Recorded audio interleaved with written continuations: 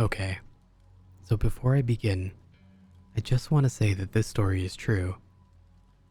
What I'm about to tell you really happened to me, and I'm not just saying so. This happened when I was a kid. We lived in a smaller house back then, and I shared a room with my elder sister. We had a bunk bed, and I slept in the bottom bunk, or I tried to. For no good reason, I was afraid to sleep there. My parents got tired of me crawling to sleep in their bed night after night, so they suggested that I would sleep next to my sister in the top bunk. My sister wasn't too fond of the idea, but she finally agreed, with the condition that I would sleep so that my head was lower, at the level of her chest, and not right next to hers, since I once punched her in my sleep, causing her nose to bleed. I, of course, accepted her term, since it got me out of the bottom bunk. I slept next to her, and everything seemed just fine.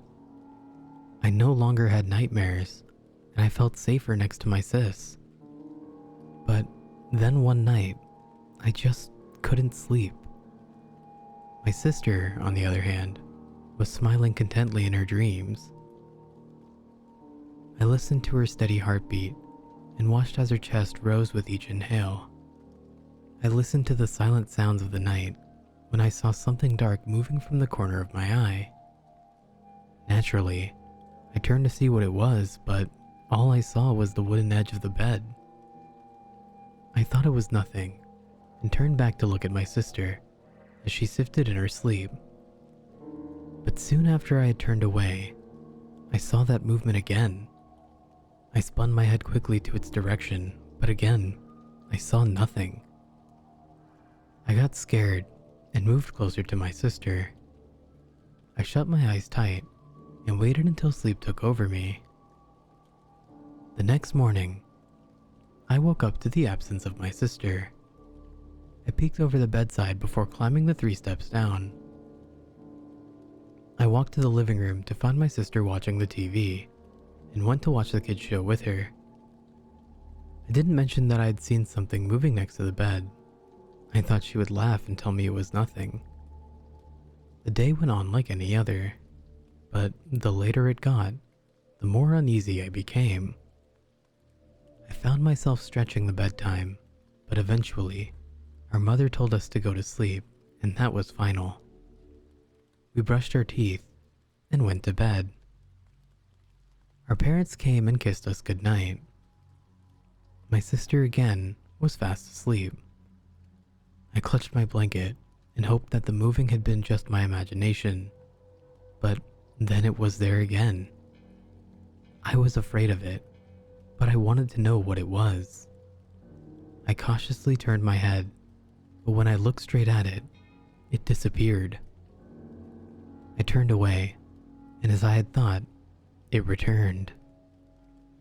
I turned again to see it, this time slowly, and careful not to look straight at it. It worked. I saw what it was. A hand. A bony, brownish-green hand with long black nails reaching over the rail of the bed. At this point, I was terrified. I automatically walked straight to it, only to see it quickly pull away, and as scared as I was, I crawled over my sister and looked over the edge to see what the hand belonged to. Nothing. Just the bare floor in the bottom bunk. I laid back in bed, and when I looked away, the hand rose over the edge again. I wanted to see it, but as the hand reached over the side and finally cribbed the edge, I couldn't take it anymore. So I looked at it, causing it to retreat.